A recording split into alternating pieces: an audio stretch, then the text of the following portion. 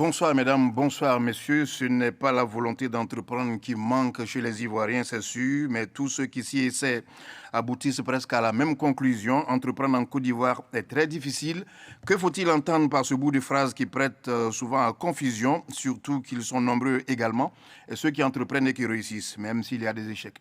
Récemment, une sortie de l'ex-député et actuel maire de Tiasalé, M. Assalé Tiemoko, avait suscité des commentaires aussi acceptés que rejetés, c'est selon. Nous l'avons donc appelé à nouveau pour l'entendre sur la question et surtout pour comprendre les solutions qu'il propose pour la Côte d'Ivoire. Merci M. Assalé Tiemoko d'avoir accepté notre invitation pour parler de ce sujet.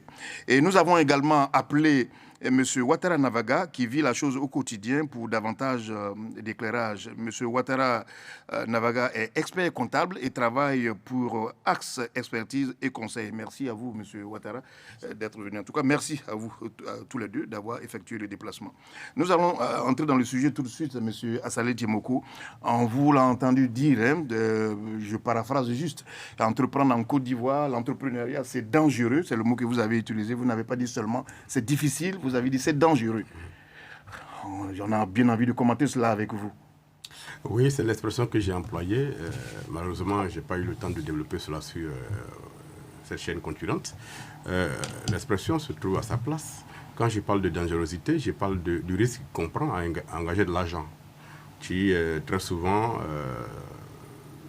je l'ai dit, tombe pratiquement en perte en fonction de l'écosystème dans lequel l'entrepreneuriat évolue en Côte d'Ivoire, en fonction de ce qu'il n'y a pas beaucoup d'accès au crédit, au financement, que la structuration de l'impôt même qui est en Côte d'Ivoire fait en sorte que dès l'instant où on met l'entreprise en place, tout de suite on est harcelé, on doit payer les impôts, il y a les loyers, il y a tout ça, il y a la CNPS, tout ce qui est autour. Et puis après, on a une difficulté d'accès au marché. Ici, vous savez que pour les petits entrepreneurs, les marchés les plus accessibles sont ceux qui sont des structures de l'État, soit des collectivités, soit c'est l'État central lui-même qui offre des marchés aux Ivoiriens.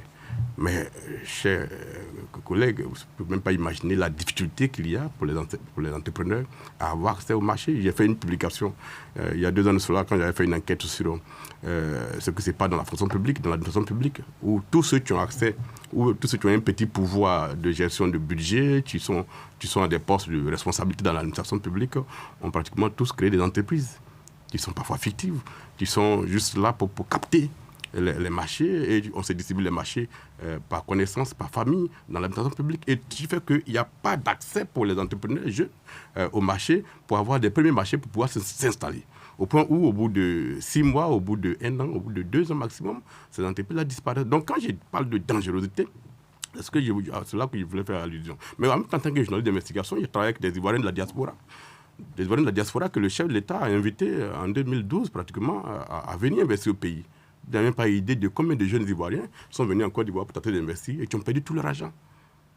La corruption, j'allais dire même dans le système judiciaire qui fonctionne très lentement, parce que, aujourd'hui, il y a les tribunaux de commerce qui font que les choses sont plus claires, mais beaucoup d'Ivoiriens qui sont revenus en Côte d'Ivoire ont perdu leur argent et sont retournés dans la diaspora en jurant de ne plus jamais revenir ici. J'en connais beaucoup, j'étais même pas à l'extérieur il y a 1 an de cela au Canada, où j'ai vu des jeunes Ivoiriens qui ne veulent même pas entendre parler de leur pays parce qu'ils ont perdu tout leur argent dans ce pays-là. Au niveau du foncier, ils ont acheté des terrains, ils ont tout perdu, ils sont allés au tribunal, ça n'a pas fonctionné, et ont décidé de retourner chez eux, dans les pays où ils vivent, de ne plus revenir. Donc c'est tout ça là qui m'a amené à utiliser cette expression qui est peut-être un peu forte, mais qui se justifie. Oui, mais je pense dans le contexte que vous êtes excessif tout de même en disant non, que c'est pas excessif. Difficile, dangereux. Oui, mais quand vous perdez votre argent, que vous n'avez pas d'interlocuteur, quand vous investissez, que l'argent disparaît, vous savez même que parfois l'argent disparaît même dans la banque. Mais là encore, je pense que vous êtes excessif. Non, je ne suis pas excessif. Parce que quand on dépose de l'argent, on a toujours des taxes. Ah non, c'est pas des choses. D'avoir des ce que je vous dis aujourd'hui, c'est documenté, c'est prouvé, de l'argent déposé qui a disparu. Voilà. J'ai interrogé le banquier, j'ai interrogé les avocats et tout ça. Personne n'a pu expliquer pourquoi. Le jeune homme avait perdu près de 600 millions. Mais tout ce que vous venez d'évoquer, mais pourquoi vous ne le mettez pas sur la place publique? Mais je l'ai mis sur la place publique, je l'ai déjà publié. Vous savez, je vais vous donner un exemple concret. Vous connaissez l'histoire des BNP? le stade Alassane Ouattara, à la veille de la Coupe d'Afrique en 2023. Il y a eu un scandale sur le BNP. Quand il a plu qu'on a vu la pelouse inondée. Est-ce que vous savez que des gens comme nous ont fait des enquêtes sur cette affaire? Est-ce que vous savez que le marché qui devait permettre de renouveler la pelouse avait été donné à une entreprise qui ne fait que de la quincaillerie? Est-ce que vous savez ça? Vous dites des choses très graves. Mais c'est documenté. Des choses très graves. C'est très grave, c'est documenté, c'est publié. C'est déjà publié déjà. Que nous allons commenter. C'est publié, c'est dans le domaine public. Est-ce que vous savez que la direction financière de l'ONES, c'est ça, l'ONES, avait segmenté des milliards et que les agents de cette structure avaient eux-mêmes leur entreprise. Je vous assure que ce que vous dites est tellement grave que je Mais c'est justement ça qu'il faut dire aux Ivoiriens. Mais il aurait peut-être fallu venir avec ces éléments sur notre plateau. Oui. Non, puisque c'est maintenant qu'on en parle, on aurait été très heureux. On aurait été très heureux d'avoir ces éléments sur ce plateau. Un sourcé documenté. On a interrogé les personnes concernées, on a reconnu les faits et on a publié tout ça. Mais c'est tout ça. Et c'est tout ça qui vous fait dire que l'entrepreneuriat... dit que l'entrepreneuriat en Côte d'Ivoire est très compliqué. D'ailleurs, l'Agence nationale de la statistique le dit. Plus de 70% des entreprises qui naissent en Côte d'Ivoire disparaissent au bout de 3 ans maximum. Très bien, on va aborder ce... Ça, c'est les statistiques officielles. Très bien. Monsieur Ouattara, vous avez entendu Monsieur Assalé décrire une situation qui fait peur. Je trouve que c'est excessif, mais il dit non, que c'est sourcé. Et quelle est votre réaction tout de suite? Alors, je pense qu'il a raison. Il a raison de dire que c'est difficile. Moi, j'emploie le terme difficile. Hein. Et c'est difficile d'entreprendre en Côte d'Ivoire, c'est vrai. Et il a raison de dire que l'État de Côte d'Ivoire est le premier acheteur. On va dire ça comme ça. C'est la commande publique, c'est la plus grosse commande. Donc, il a raison de dire ça. Ça voudrait dire que quand on crée une entreprise, on a bien envie d'avoir des commandes de l'État de Côte d'Ivoire, de sorte à pouvoir peut-être garantir un minimum. Donc, il a raison de dire ça. Il a raison également de dire que il y a des personnes qui sont venues, qui ont investi en Côte d'Ivoire, qui ont perdu leur argent, qui ont fait parce que tout ça. Moi, en tant qu'expert comptable, de mon point de vue, quand je regarde, l'une des questions que je me pose, enfin que je pose, c'est on crée une entreprise, pourquoi? Parce que très souvent, j'ai entendu le maire dire on a perdu notre argent, on a fait ceci. Oui, c'est vrai. Il n'y a pas de financement, oui, c'est vrai. Mais le financement, ce n'est pas la première chose pour une entreprise. Ce n'est pas la première chose. Il faut voir, pour nous qui sommes des conseils d'entreprise, on a 3 choses. On a premièrement la vision de l'entreprise. Quand on décide de créer une entreprise, M. Assalé et Timoko, je l'avais visité une fois, je pense qu'il ne se souvient pas, il y a une bonne dizaine d'années derrière, et lorsqu'il lançait sa structure d'édition donc, du journal et l'éléphant déchaîné. Alors, il y a la vision du projet. Pourquoi on crée notre entreprise? Est-ce qu'on répond à un besoin donné? Alors, cette vision-là, il y a un modèle économique. Après, vous avez le capital humain. Qui travaille pour moi? Et comment? Avec quel niveau de loyauté? Quel niveau de compétence? C'est après qu'on parlera d'argent. Quand on n'a pas encore fait ces 2 exercices, si vous y mettez 100, vous perdez les 100. Mais malheureusement, aujourd'hui, les entrepreneurs, je ne dis pas tous les entrepreneurs, mais une grande partie des entrepreneurs, malheureusement, ne fait pas cet exercice. Et on se dit, on rentre dans un domaine parce qu'on a un frère qui est dans l'administration, quelque part, qui nous a promis un marché. Je vais vous expliquer une histoire. Il y a quelques semaines, je partais en France et j'ai rencontré un dirigeant d'une structure publique qui travaille sur la question des PME, qui m'a dit « Ah, Navaga, ça tombe bien, je parlais avec une jeune dame qui... Il faut que tu la rencontres pour son projet. » J'ai dit « Ok, quand je reviens en Côte d'Ivoire, j'appelle la jeune dame, je la reçois à mon cabinet. » Et elle me dit « Je veux créer une entreprise dans le domaine de la production de biscuits, des chips et autres. » Très bien. Ce que nous faisons, nous, au cabinet, on fait une cartographie pour l'entreprise, pour l'entrepreneur, à 3 niveaux. Le premier niveau, c'est de dire, sur le plan national, quelles sont vos obligations en tant que société? Des juristes, en matière de droit des sociétés, tout autour, on fait le point de tout ça. Après, on va regarder sur le plan sectoriel. Quelles sont vos contraintes? Si vous décidez de rentrer dans l'industrie, il y a des contraintes sectorielles qu'il faut regarder. Et puis après, on va regarder vos contraintes locales. Aller créer une entreprise à Tiasalé, ce n'est pas la même réalité que créer une entreprise à Bouaké ou à Abidjan. Parce que le contexte local est différent. Nous, ce travail, on le fait avec des entrepreneurs. Et quand on a fait ce travail avec la jeune dame, ce qui s'est passé, c'est qu'elle n'est pas revenue. Et pourquoi elle n'est pas revenue? Pourquoi?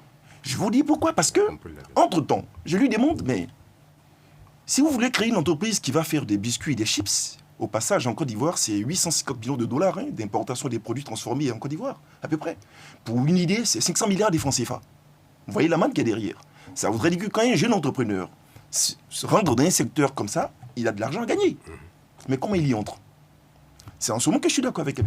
Mboko quand il dit qu'il y a des grosses difficultés. Parce que vous avez des barrières souvent à l'entrée de certains secteurs. Ce n'est pas des barrières tarifaires en tant que telles, mais c'est quand même compliqué pour les personnes de pouvoir y entrer. Pour revenir, c'est mon histoire. Je lui dis, mais si vous voulez créer votre entreprise, il va falloir que vous ayez une étude d'impact environnemental, que vous fassiez ci, ça. Quand on fait le point, marché, tout ça, ouais. ça fait 20 millions. 20 millions, c'est le quart de son budget pour lancer son entreprise. Donc, je suis en amont de la création de l'entreprise. Dans son cas, quand je lui dis ça, quand elle s'en va, Dieu merci, elle ne paie pas de l'argent, parce qu'elle a pris du conseil. Souvent, malheureusement, ce que les gens ne font pas, ils ne prennent pas de conseil au départ. Ils se jettent dans un secteur d'activité, et puis après, ils se rendent compte que l'herbe n'est pas forcément verte. Alors, vous êtes en train de dire qu'il ne se pose pas les bonnes questions avant d'entreprendre, mais dès l'instant où l'entreprise existe déjà. Oui. Et c'est là que je n'étais pas d'accord totalement avec M. le maire lorsqu'il dit que des entreprises se ferment. Quand une entreprise n'est pas partie du bon pied déjà, oui, elle ne peut pas exister. Bien sûr, on a un problème. C'est donc la faute à l'entrepreneur lui-même. Je prends un exemple. Monsieur le maire me fera l'excuse de prendre l'exemple de la société qui édite votre journal. Bon, vous avez aucune, nous allons, oui, vous avez par exemple créé une entreprise il y a une quinzaine d'années à peu près. Voilà, une quinzaine d'années à peu près. Votre modèle économique, vous l'aviez. Vous avez commencé à créer votre journal, vous faisiez des journaux papier, et tout. J'ai cru comprendre il y a quelques années que vous avez changé de modèle économique. Parce que moi, je suis sur les réseaux sociaux. Vous faites maintenant du journal en ligne, et tout. Ça veut dire que vous vous êtes adapté. Vous vous êtes rendu compte qu'à un moment donné, ça ne marchait pas. Et qu'il fallait changer votre modèle économique de sorte à pouvoir, quand je dis modèle économique, c'est comment je gagne de l'argent dans mon business. C'est ça le modèle économique. Vous vous êtes dit, attention, si je continue comme ça, ça ne marche pas. Donc je vais maintenant faire le journal en ligne, de sorte à ce que je n'aurai pas avec Eddy Presse, tous ces gens derrière moi, je vais pouvoir. Donc voilà un peu ce que l'entrepreneur doit pouvoir faire. De se dire, c'est d'abord moi, en tant qu'entrepreneur, modèle économique, 2, capital humain, et puis ensuite, alors l'argent fera la différence. Ce que vous avez dit tous les deux, ce n'est pas valable seulement pour la Côte d'Ivoire, c'est valable pour tous les pays. Mais donc, quand on a la précision dangereux en Côte d'Ivoire, alors... Oui, mais c'est que... Oui, bon, j'entends bien ce que vous dites, mais c'est valable pour tous les pays, ce que vous venez de dire. Non, mais c'est toutes les mêmes démarches pour avoir une entreprise. Créer une entreprise en France, créer une entreprise au Canada, créer une entreprise aux États-Unis, c'est pas le même écosystème d'accompagnement qu'il y a en Côte d'Ivoire. Oui, on est d'accord là-dessus. En fonction de la zone dans laquelle on évolue, il y a des réalités qui sont là. Bien sûr. Alors, quand on prend le cas de la Côte d'Ivoire, les statistiques officielles disent que 70% des entreprises disparaissent au bout de 3 ans. Et les 2 raisons essentielles qui sont évoquées, c'est le manque de financement, l'accès au crédit, et puis le manque de marché. Voilà, il n'y a pas de marché. Vous savez ce qui s'est passé au Nigeria pour qu'ils aient les champions nationaux avec Obasanjo? Ils ont créé des zones économiques exclusives. Des secteurs économiques entiers où on a dit ici, il n'y a que les nationaux qui peuvent évoluer. Ça a été fait et ça a été exécuté. Le retard est là. Il n'y a que les nationaux. Oui, il n'y a que les nationaux dans ce secteur-là qui peuvent investir. Ça a été réservé. Dans d'autres secteurs, on dit, ici, vous ne pouvez pas investir si vous n'êtes pas en association avec un national. D'accord. Au Ghana, ça a été mis en place au Ghana. En Côte d'Ivoire, je vais prendre un cas très simple, sans faire de publicité. Vous savez, le jeune Ivoirien qui est le promoteur de la première industrie automobile en Côte d'Ivoire. D'accord. Il a travaillé au Ghana avec ceux qui l'ont formé et il a voulu venir en Côte d'Ivoire, ce modèle-là pour l'intégrité. Créer la première industrie automobile de Côte d'Ivoire. Vous savez qu'au Ghana, le gouvernement ghanéen est le premier acheteur de cette industrie automobile au Ghana. Toute l'administration est conditionnée à ne payer qu'en priorité que ces véhicules made in Ghana. En Côte d'Ivoire, ce jeune homme est arrivé ici, ça fait pratiquement 3 ans qu'il est là. Est-ce que vous savez qu'à cette date-là, il y a à peine quelques jours qu'une administration, même pas une administration publique, une société privée, acquis 2 véhicules. Depuis 3 ans. que ce marché, cet Ivoirien a créé la première industrie automobile en Côte prenant d'Ivoire. cet exemple, j'ai envie de dire, même si l'État n'est pas obligé, ça je le dis comme ça en passant, mais est-ce que vous êtes en train de proposer qu'il y ait une sorte de protectionnisme et qu'on fasse la part belle aux nationaux de façon claire? Je suis d'accord, mais avant ça, il y a ce qu'on appelle le patriotisme économique. Vous le dites clairement? Oui, mais vous proposez cela? Je propose cela clairement, je l'assume. J'estime qu'il n'est pas normal qu'un Ivoirien soit le premier à créer une industrie automobile et qu'on ne veuille pas créer les conditions pour qu'il soit un champion dans ce secteur. Et qu'aujourd'hui, ça va venir, hein, il y a un projet d'installation de structures internationales qui vont venir s'installer sur le même segment ici en Côte d'Ivoire pour concurrencer cet Ivoirien que j'ai reçu à mon cabinet, avec qui j'ai échangé et qui est tenté aujourd'hui, je peux vous le dire, de quitter le pays parce qu'il a d'autres propositions. Je n'ai même pas dit ailleurs, mais dans le pays là, ça veut dire quoi? Il y a des secteurs entiers qu'on doit pouvoir réserver aux Ivoiriens.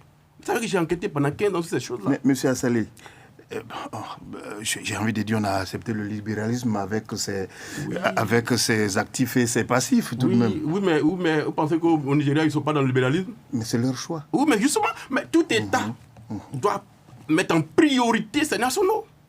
Comment voulez-vous que dans votre pays, vous ne créez pas des secteurs où il y a des champions nationaux? Où sont nos champions? Dans quel secteur on a des champions nationaux? Comment vous appelez cela, donner tous les pouvoirs entre guillemets aux nationaux? Non, je ne dis pas qu'on donne tous les pouvoirs. Vous appelez ça le patriotisme économique? Le patriotisme économique. C'est ce que vous proposez? Où on décide qu'il y a des secteurs qui sont stratégiques dans lesquels nous ne voulons voir que des nationaux ou des non-nationaux, mais obligatoirement en association dans le capital avec un national. Voilà comment on crée un écosystème qui permet aux nationaux d'évoluer. Votre point de vue, M. Navaga? Non, mais alors, c'est qui dit... Est-ce que c'est comme cela que vous auriez procédé? Non, c'est une des solutions. Alors, vous avez employé le thème libéralisme économique. C'est à propos, c'est vrai, la Côte d'Ivoire a fait le choix du libéralisme économique. Ça veut dire quoi? Ça veut dire que les populations qui vivent en Côte d'Ivoire peuvent entreprendre dans les secteurs qu'ils veulent.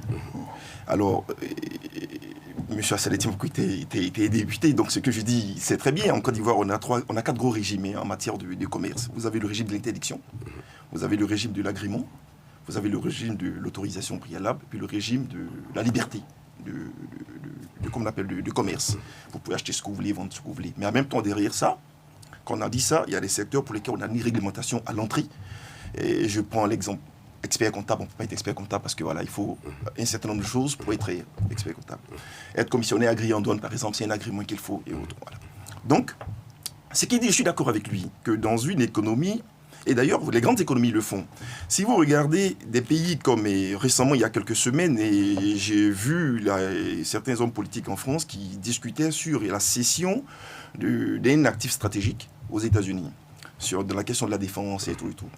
Et 2 semaines avant, j'ai entendu un autre parler de Starlink. Pas fait de publicité, mais Starlink, qui a eu un marché avec Air France, et voilà, pour, comme on appelle l'Internet, et donc au vol. On estime que ce n'est pas normal. Parce que, bon voilà, on a une économie nationale de l'aviation, tout, doit pouvoir travailler avec Eutelsat et autres pour pouvoir le faire. Je suis d'accord que dans un pays, il faut forcément qu'à un moment donné, on puisse avoir des points d'ancrage pour les nationaux. Mais quand on a dit ça, on se pose la question, qu'est-ce que les nationaux font pour prendre leur place? Je vous fais une anecdote que vous connaissez. Il y a 2-3 jours, il y a un jeune asiatique qui a fait un peu le buzz sur les réseaux sociaux avec des tenues qui vendent à 2000 francs ou 1000 francs. Ça crée on dit, mais pourquoi ils vendent ça à 1000 francs, 2000 francs? Pendant ce temps, nos frères, quand ils nous vendent ça à 10 000, bon, j'en ai jamais acheté, mais on m'a dit 5 000, 10 000. Mais c'est quoi la différence? C'est le même produit. Oui. Moi, j'ai tendance à dire aux gens, le meilleur vendeur, c'est celui qui achète le mieux. Ça veut dire quoi? Ça voudrait dire que si mon fournisseur, j'arrive à dominer par les coûts, baisser les prix avec lui, je peux vendre un peu moins cher. Chez nous, les Ivoiriens, pour ce que je sais de ma pratique, on veut tout de suite là gagner de l'argent. On n'a pas envie de structurer notre business sur le long terme. Vous voyez? Mais prenons l'exemple que vous venez de donner, qui est très intéressant, qui parle de cet Asiatique qui a fait quand même le buzz sur les réseaux sociaux récemment. Mais je veux dire, c'est là que se trouve tout le problème, justement. L'Asiatique qui importe, donc tu vas directement chez lui et tu prends... Est-ce que vous savez qu'il y a une tarification qui lui est faite là-bas à la sortie du produit? Bien sûr. Je vous donne l'exemple. l'Ivoirien qui va pour le même produit n'a pas la même tarification. Réexpliquez cela très bien, parce que mais déjà, ce que je peux vous dire, me mettant à la place des téléspectateurs, pour le même t-shirt, je ne sais pas pourquoi je vais l'acheter à 10 000 francs pendant que je peux l'acheter à 2 000. Ça, c'est le mot économicus. Mais vraiment, c'est comme ça que je vois la chose. Mais est-ce que vous êtes en train de dire que l'État fait des faveurs à un investisseur étranger? Non, pas par rapport à l'État de Côte d'Ivoire. Son État, d'origine. Oui. Là où il prend le produit fabriqué par son État, il y a une tarification qui est spéciale au niveau de la sortie. D'accord. Je prends l'exemple de lampadaires solaires. Ça veut dire que ma commune, qui est la première commune en Côte d'Ivoire, qui utilise 2 sources d'énergie pour l'éclairage public. Le solaire et l'énergie conventionnelle. J'avais pensé que ça coûtait trop cher en Côte d'Ivoire et qu'il fallait que j'aille en importer. Et donc, je me suis mis en contact avec des entrepreneurs chinois. Au fin de mieux, faire venir en Côte d'Ivoire, ces lampadaires-là, et payer au prix local là-bas. Et on les a achetés au prix local. En sortant de là-bas, il y a une facturation spéciale qui fait que ça met toujours à moindre coût. Mais arriver à l'aéroport d'Abidjan, au port d'Abidjan, c'est pratiquement 56% de taxes supplémentaires sur le prix auquel j'ai acheté le produit en Chine. De sorte qu'après cette première importation, je n'ai plus osé aller en acheter là-bas. J'ai préféré maintenant prendre localement ici. Vous êtes en train de démontrer pourquoi est-ce que l'Ivoirien vend plus cher. Mais voilà parce que la taxation locale ici est telle que vous n'êtes pas compétitif sur le marché si vous voulez aller avec ceux qui fabriquent le produit et qui l'amènent avec des possibilités, des facilités en termes de sortie du produit. Mais à cet allure, l'exemple de la Chine que vous venez de prendre, les Chinois vendront toujours moins cher sur justement, le marché. C'est pour ça qu'il faut encadrer que dans tous les secteurs, il y a une possibilité de changer cela. Prenez le Nigeria, prenez le Bénin, prenez même aujourd'hui dans les pays de l'AES. Ils en sont arrivés à un stade où ils interdisent que le détail soit dans la main des non-nationaux. Si vous n'êtes pas national, vous n'avez pas accès au détail. C'est un produit. Mais les secteurs de marché que vous avez laissés libres, naturellement, les gens vont s'y installer. Oui, mais il a pas l'État de garder cela. Bien sûr. Oui, l'État ne peut pas vous obliger. Non, l'État ne peut pas vous obliger non plus. Non, monsieur Assalé, l'État ne peut pas vous obliger à aller faire le commerce ou les affaires que vous ne voulez pas faire. Est-ce que vous savez l'écosystème financier qui est derrière, par exemple, les montagniers? Est-ce que vous savez ça? On va prendre cet exemple tout à l'heure, mais on va terminer avec cela. Mais tout de même, l'État ne va pas vous obliger à faire un commerce que vous n'avez pas envie de faire. On n'oblige personne. Voilà. Oui, mais ça ressemble un peu à cela. Alors, vous laissez un secteur du marché vide et que les gens... Je voudrais prendre l'exemple du poisson dont tout le monde parle. C'est un marché réservé à des Nigériens, pour dire la chose très clairement, où personne d'autre ne peut y entrer. Mais c'est simplement parce qu'on n'y est pas. Et on ne les aide pas à entrer. J'entends l'explication de M. Nabagay. Je vous explique. Après, vous alors, moi j'entends ce que M. Assalé dit, j'entends également ce que vous dites. Alors, ce qu'il faut comprendre, c'est que des pays comme la Chine ont beaucoup de moyens aujourd'hui. Donc, et même les États-Unis, pareil, ils font des subventions à l'exportation de certains de leurs produits. Moi, j'ai des clients dans le domaine de l'importation du produit halieutique et autres, notamment les poissons tilapia, tout ça et autres. En fonction des quantités que ces personnes vont exporter vers la Côte d'Ivoire, l'État chinois va leur donner comme on appelle, des ristournes, pas des rières. Donc, ça leur permet, de tenir le marché. La question qu'on peut se poser, c'est est-ce que nos États, aujourd'hui, ont les moyens financiers de pouvoir subventionner un certain nombre d'acteurs sur un certain nombre de marchés? C'est une question qu'on pose. Moi, je n'ai pas la réponse à cette question, mais je la pose quand même. Quand on a dit ça, et toujours prévenir sur la question du Chinois qui vendait donc à 2000 francs, moi, je suis d'accord qu'il peut y avoir des problèmes de coût en amont. Mais à la vérité, en tout cas de notre expérience, en tant qu'expert comptable, de notre expérience, nous ne savons pas calculer nos coûts. Les entrepreneurs, ils ont souvent du mal à calculer leurs coûts. Et les gens veulent vivre souvent au-dessus de leurs moyens. Dès lors, quand ils lancent leur business, ils confondent leur chiffre d'affaires, leurs bénéfices, et puis ils confondent tout. Vous voyez dans les rues, un jeune entrepreneur ivoirien, quand il a son premier financement, je ne fais aucun secret. Il y a une affaire qui est passée il y a une semaine au tribunal et pôle pénal économique et financier, une banque qui a donné 11 milliards de francs à une entreprise locale. Hein, on parle de financement des entreprises locales. 11 milliards. Le dirigeant a utilisé 2 milliards 100 millions pour ses besoins personnels. Et il dit qu'il ne peut pas les justifier. Soyons sérieux. Alors là j'en veux à M. Assalé Tchimoko qui disait tout à l'heure qu'il n'y a pas de financement. On vous donne de l'argent pour mais vous. ça, c'est un exemple. Et il y en a plusieurs, M. Assalé. Puisque l'argent est destiné à autre chose. C'est un cas exceptionnel. Ce que je voulais dire, c'est quoi? C'est que quand le tout libéralisme, finalement on n'est plus dans le libéralisme, mais on est en train de glisser tranquillement vers l'illibéralisme, où on a l'absence totale de régulation. Quand vous prenez le secteur, vous avez cité le thon. Mais moi, j'ai enquêté sur le port de pêche il y a un an de cela. J'ai passé en infiltration 2 semaines au port de pêche pour comprendre ce qui se passe au port de pêche. Est-ce que vous savez que la Côte d'Ivoire était le premier pays tonnier, oui. Hein, le premier port tonnier d'Afrique de l'Ouest, mais que la Côte d'Ivoire ne dispose d'aucun bateau de pêche? Bien sûr. Est-ce que vous savez ça? Depuis Exivoma, est-ce que vous savez qu'il y a une interprofession en Côte d'Ivoire qui a été installée par notre gouvernement, mais qui travaille qu'avec des étrangers, avec les bateaux battant pavillon des pays étrangers. J'ai assisté au port d'Abidjan, au port de pêche, au déchargement de thon, voilà, où des locaux des Ivoiriens cherchaient à avoir 100 tonnes.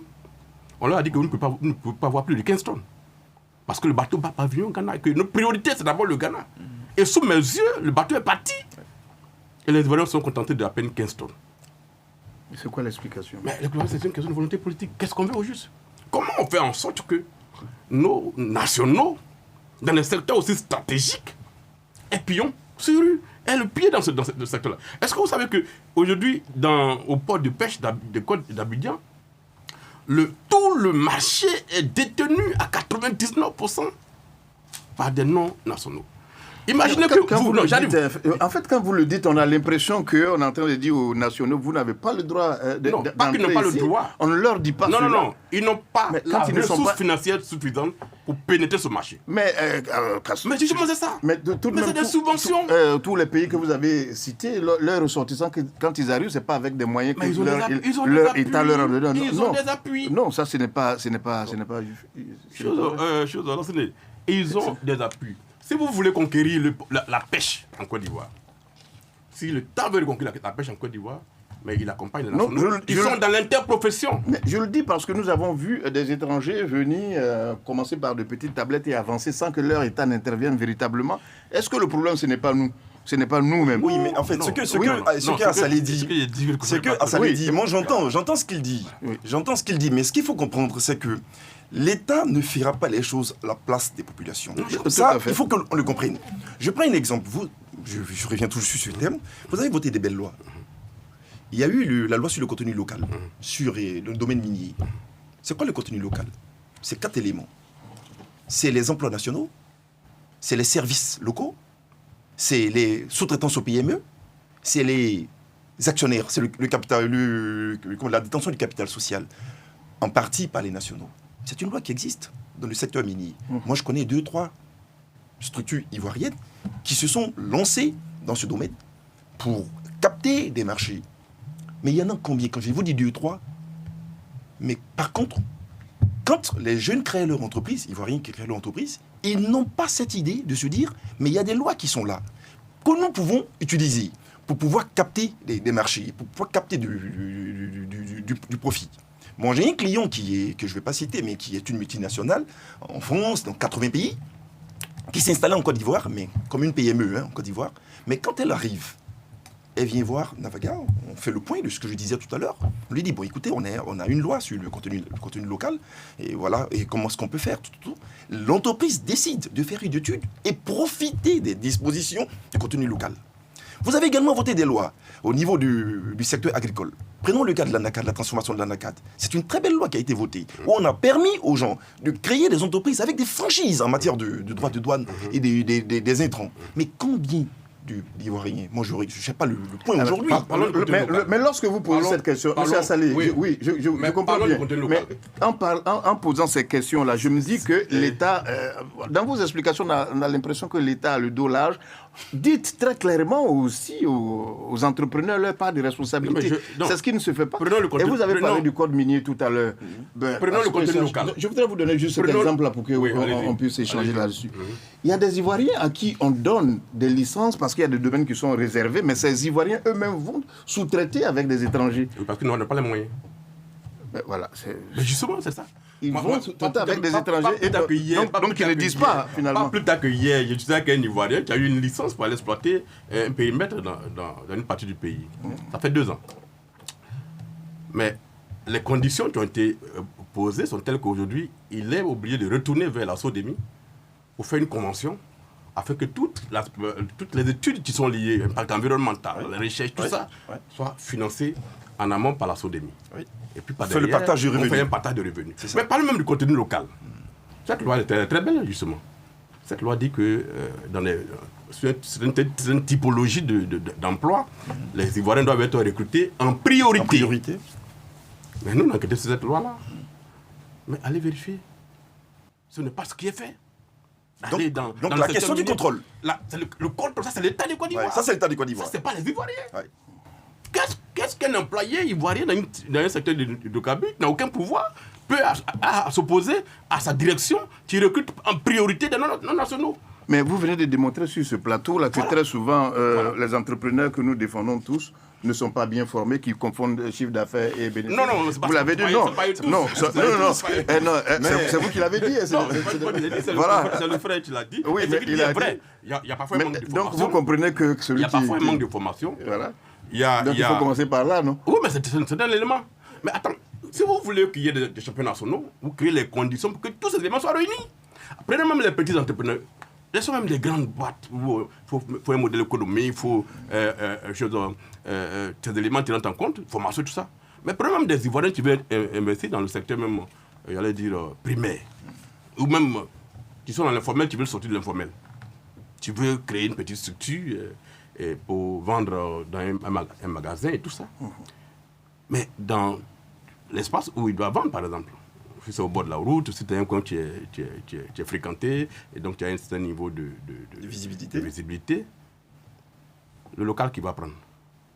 C'est combien le coût du pas des portes qu'on va lui fixer? C'est entre 10 et 15 millions. Rien que pour ça d'abord. Monsieur Assalé, vous êtes en train de décrire le pays le plus cher au monde, apparemment. Mais encore le pays le plus cher au monde, vous ne savez pas ça? Vous n'avez pas vu le classement? Non, l'un ne peut pas le pays le plus cher. Non, il pas le plus cher, il a dit l'un des pays les plus chers au monde. Oui, mais tout le monde... Oui. C'est une vérité. Écoutez, aujourd'hui, on parle de loyer cher. Mais ça, c'est les habitations. Mais imaginez pour les entrepreneurs qui veulent avoir des magasins pour agir. Imaginez ce qu'il y a derrière. Où on leur parle de pas de porte. Attends, même le pas de porte, on peut l'encadrer. On peut l'encadrer. Le texte existe. Mais le texte existe, mais ce n'est pas encadré. Non, ce n'est pas encadré. Le monitoring n'est pas fait. Voilà. Le contrôle n'est pas fait par derrière. Il n'y a rien pas derrière. Donc le citoyen est livré à l'habitat du marché. Et donc quand vous êtes faible, et que vous arrivez dans un espace où les gens sont déjà en coalition, en intelligence économique, vous, le national, vous êtes écrasé. Donc il appartient à l'État de taper du pont sur la table pour dire, ces secteurs-là, on les a créés, il faut que les nationaux arrivent aussi... Attends, prenez le secteur du bois. Voilà un secteur, cher frère, le bois d'abord. Le bois, c'est un produit national, d'abord. C'est un problème de souveraineté. Vous connaissez beaucoup d'Ivoiriens qui sont dans le secteur du bois? C'est un secteur qui est réservé. Oui, je connais beaucoup d'Ivoiriens qui ne sont pas intéressés.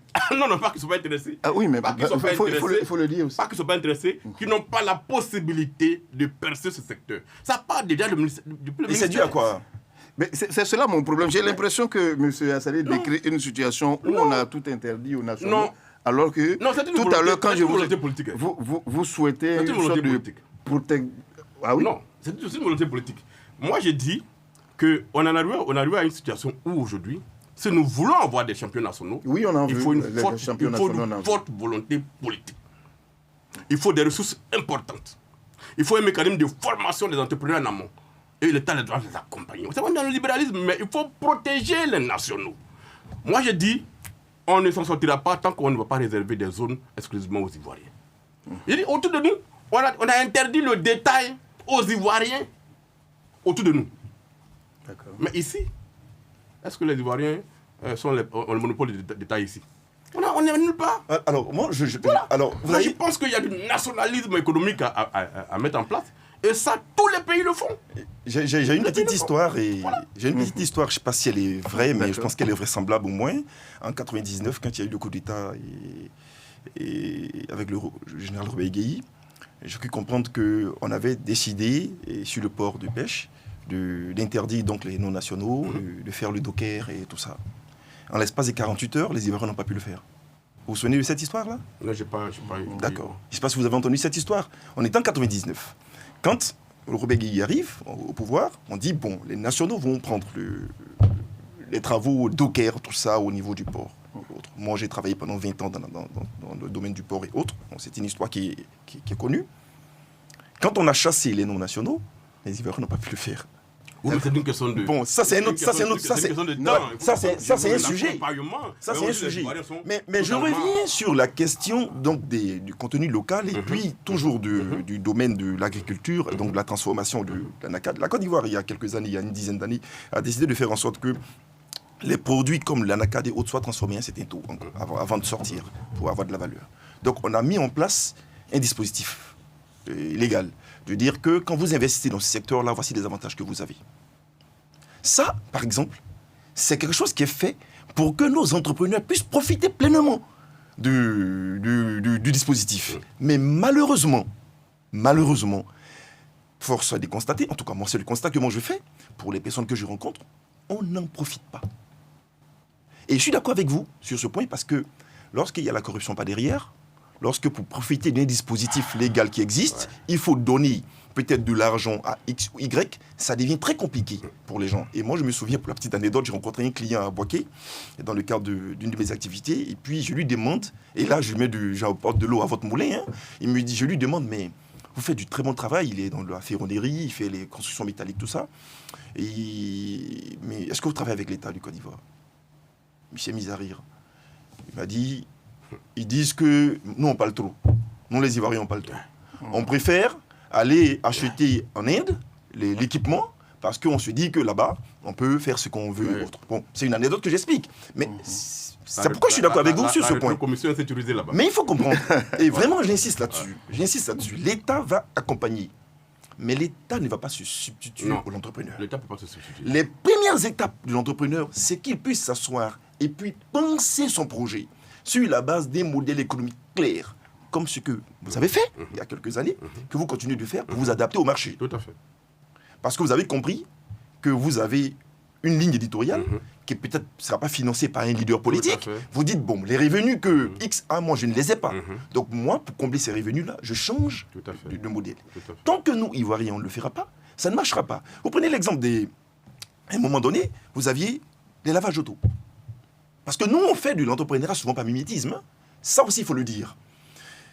Quelqu'un crée son lavage auto, au bout de 6 mois, vous avez 10 lavages auto qui sont alignés.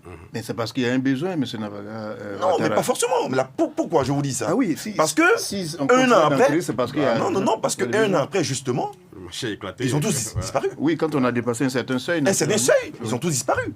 C'est pareil que les boulangeries. À un moment donné, vous avez... Dans tous les coins du rue, vous avez des boulangeries. Bon, après, c'est un autre débat. On pourra faire ce débat-là sur les questions du blanchiment et autres. Mais vous avez les boulangeries. Tout le monde veut créer une boulangerie. Mais quand on arrive à une certaine maturité dans le projet, il ne produit plus de l'argent. Moi, je travaille sur un projet actuellement sur les fintech. En Côte d'Ivoire, aujourd'hui, c'est la mode de faire de la fintech. Mais la fintech, c'est lourd. Entre les coûts de structure, les coûts d'interopérabilité et autres des acteurs, je pronostique que dans les 5 années à venir, 80% de ces fintechs vont disparaître. Parce qu'elles ne pourront pas supporter les coûts qui sont en face. Mais pourquoi tout le monde fait la fintech? Parce que c'est la mode. D'accord. Alors, je voudrais, sur cet aspect-là... Je voudrais juste... Je reviens à vous tout à l'heure, M. Ouattara. M. Assalé a parlé tout à l'heure de l'accès au financement. Les banques existent, mais pourquoi est-ce que les banques ne financent pas, n'accompagnent pas? Je vais vous expliquer. Souvent, je le dis à mes étudiants, je dis, Le crédit, c'est la crédibilité. D'accord? La crédibilité, c'est la confiance. La confiance, c'est la transparence. Il vous arrive souvent, ça nous arrivait, hein? Si j'ai 100 000 aujourd'hui, voilà ce que je vais faire. Et puis quand les 100 000 arrivent, on commence à se poser la question, est-ce que ça vaut la peine? Est-ce que c'est sûr que? Est-ce que c'est sûr que? Tant qu'on n'a pas l'argent, le projet que nous avons, il est viable. Il est bancable. Il est rentable. Mais quand on a notre argent, on commence à réfléchir pas 2 fois avant d'y mettre. Le banquier, c'est le seul qui donne de l'argent à quelqu'un qu'il ne connaît pas. Et il part sur la base donc de la confiance que la personne va rembourser. Mais on rembourse avec quoi? On rembourse avec un modèle économique. On ne rembourse pas avec des paroles.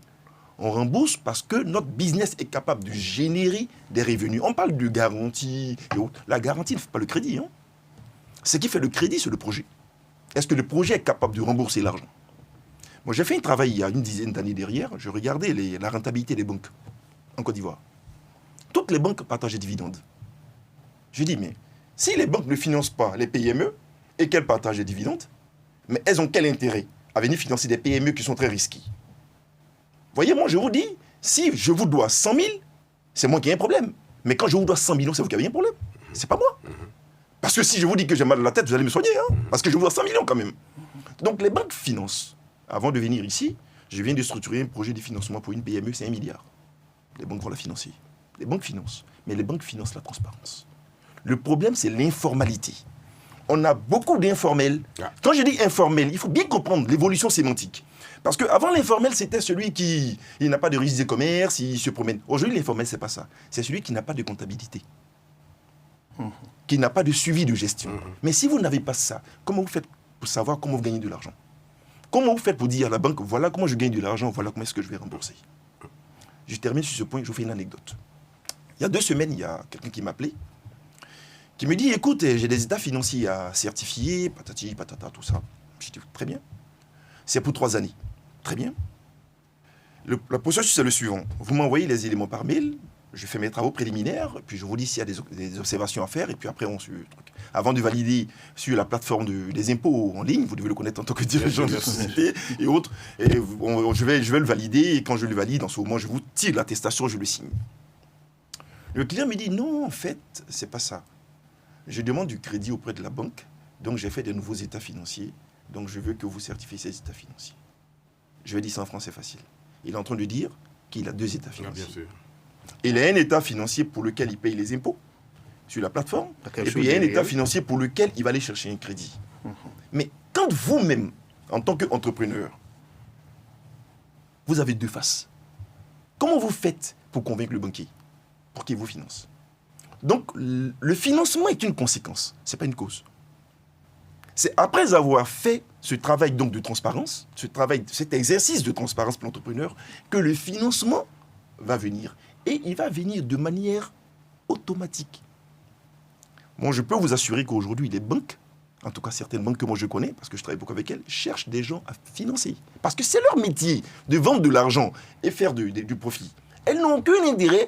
L'État de Côte d'Ivoire se finance à combien? 6%. 6%, ça ne finance pas les coûts d'une banque. Il faut qu'elle donne du crédit à Salé pour développer son business. Il faut qu'elle donne crédit à DNTV pour développer son business, pour pouvoir gagner davantage d'argent. Mais elle ne le fera pas à tous les prix. Elle fera en sorte de pouvoir maîtriser ses risques. Oui, on ne le fait pas à perte, c'est sûr. À perte. Oui. Donc voilà ce que je voulais dire par rapport à ce que... Monsieur Assalé, vous avez voulu réagir parce que vous avez dit que l'accès au financement était difficile. C'est pourquoi j'ai voulu entendre ce que M. Ouattara dit. Mais bon, il faut préciser aussi quand même qu'il y a beaucoup d'efforts qui ont été faits par le gouvernement du Côte d'Ivoire en matière d'environnement des affaires. Beaucoup de réformes ont été faites pour pouvoir sécuriser les investissements et tout ça. Mais ça, j'allais dire que c'est au niveau le plus élevé, et pas au niveau des petits entrepreneurs et tout ça. Quand je parle d'accès au financement, pas forcément c'est le même des banques directement. Moi, je dirais une collectivité.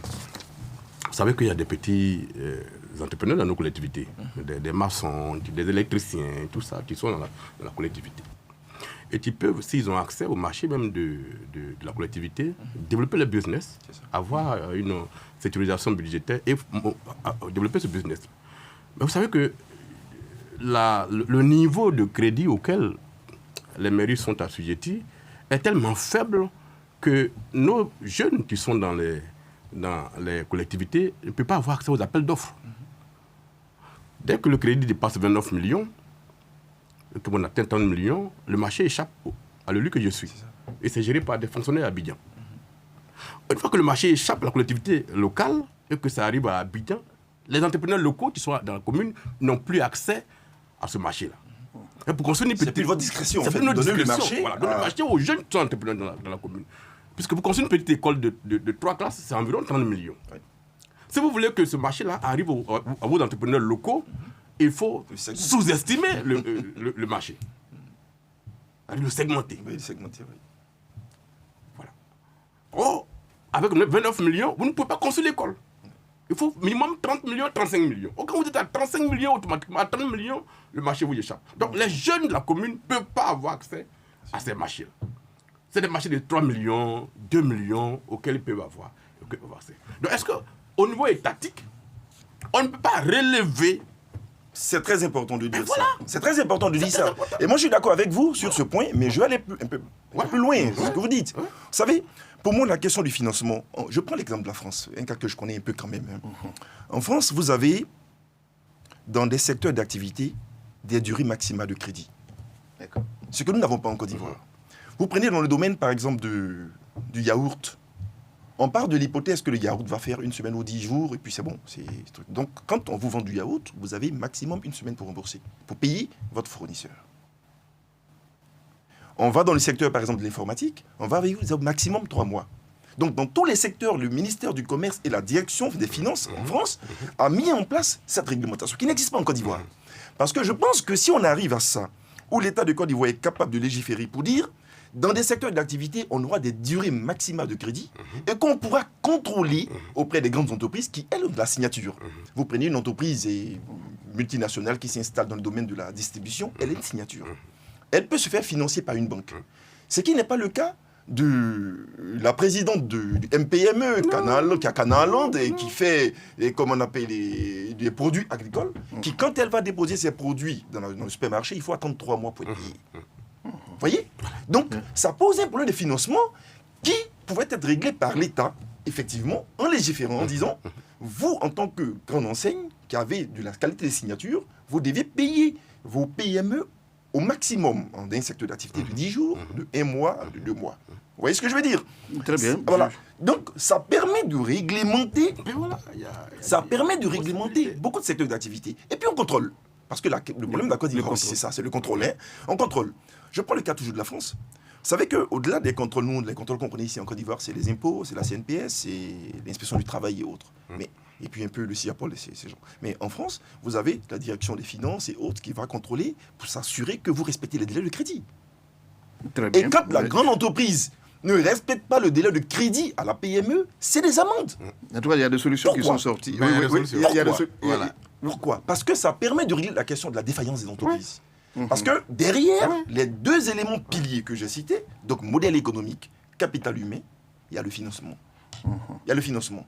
Quand on a fait ça, l'État peut ne même pas aller plus loin de dire j'ai une société de garantie. On ne peut même pas faire ça. Un entrepreneur qui a les capacités, qui a l'intelligence nécessaire, il est capable de se financer en 2 semaines. Et puis, pas derrière, le modèle est fait. Je termine sur ce point. Je travaille sur un projet avec un ami sur la question de la facturage. L'idée pour nous, c'est de créer une plateforme pour faire en sorte que toutes les PME qui ont du mal à se financer rentrent dans cette plateforme. Et en face, nous avons des grandes entreprises qui sont également les donneurs d'ordre qui sont dans la plateforme. Faire en sorte qu'on ait un niveau de certification de créance, de sorte que les banques puissent financer la PME en entendant que la grande entreprise puisse payer. En tout cas, ensemble, je suis sûr que vous allez trouver la solution. C'est un modèle. Oui. Mais, et c'est en soi que je rejoins à Saleh, de dire que ça a besoin de volonté politique. Très bien. Alors, il faut qu'on puisse accompagner ce genre d'initiative. Et c'est à ce niveau que je vais poser la toute dernière question qui va être en même temps votre conclusion. Monsieur Assalé, Tchemoko, qu'est-ce qu'il faut aujourd'hui pour que la Côte d'Ivoire ait des champions nationaux? Moi, ma solution est toute. Moi, je vous l'ai dit en début d'émission. Moi, je pense que c'est vrai que le libéralisme, c'est très beau. Chacun est libre d'entreprendre. L'État, pas derrière, essaie d'organiser un peu. Le marché se réduit. Tout ça, c'est bon. Mais dans des pays fragiles comme le nôtre, où la pauvreté est à un tel niveau, il faut de la volonté politique pour faire en sorte que les nationaux soient accompagnés. Et massivement. Tous les États qui sont aujourd'hui à ce niveau-là sont passés par là.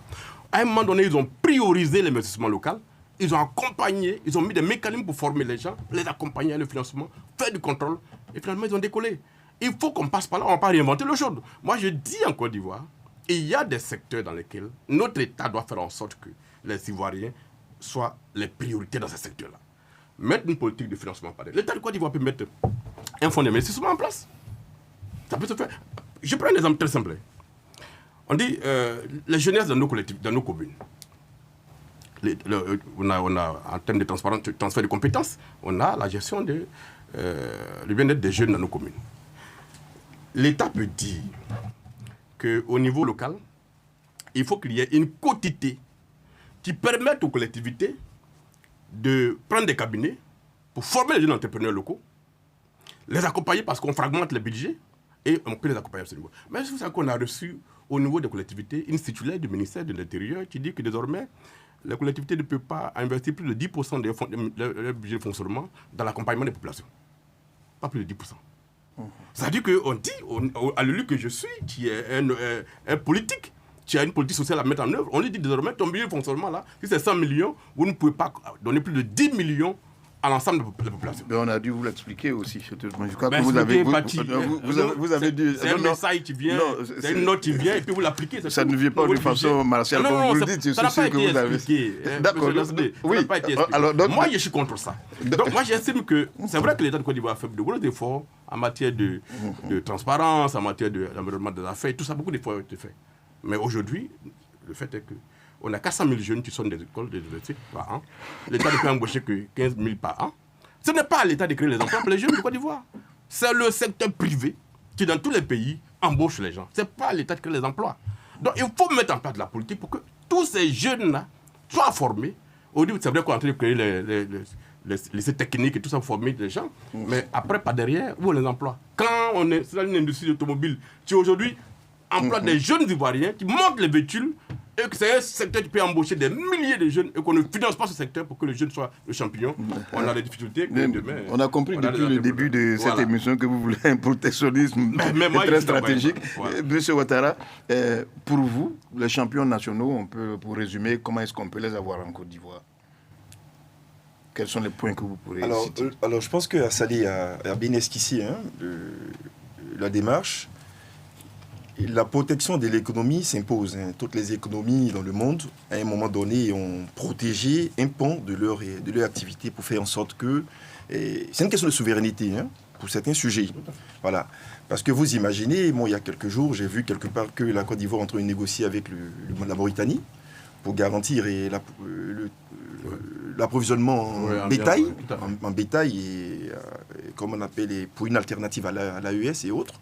Ça veut dire quoi? Ça voudrait dire que si on n'arrive pas à faire ça, on a des problèmes pour manger. C'est ce que ça veut dire.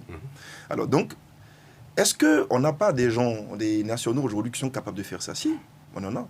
Donc ça voudrait dire qu'il faut les accompagner.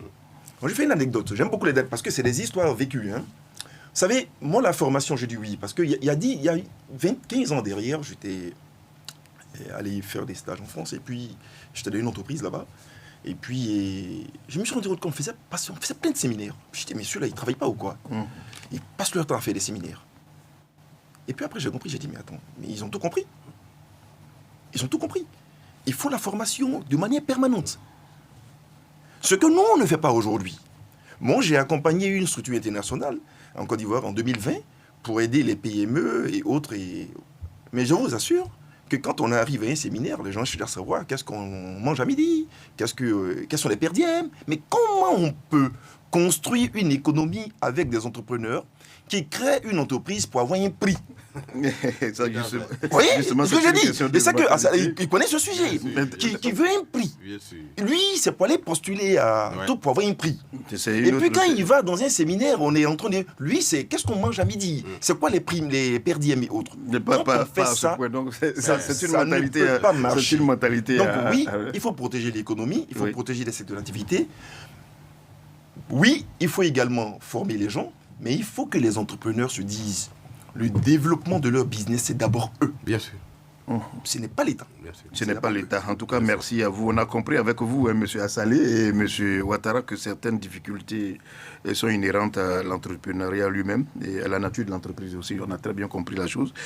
Mais tout en sollicitant le soutien de l'État, il n'en demeure pas moins que les entrepreneurs ont également leur part de responsabilité. Nous avons voulu que vous insistiez là-dessus afin que nous puissions surmonter les entraves ensemble.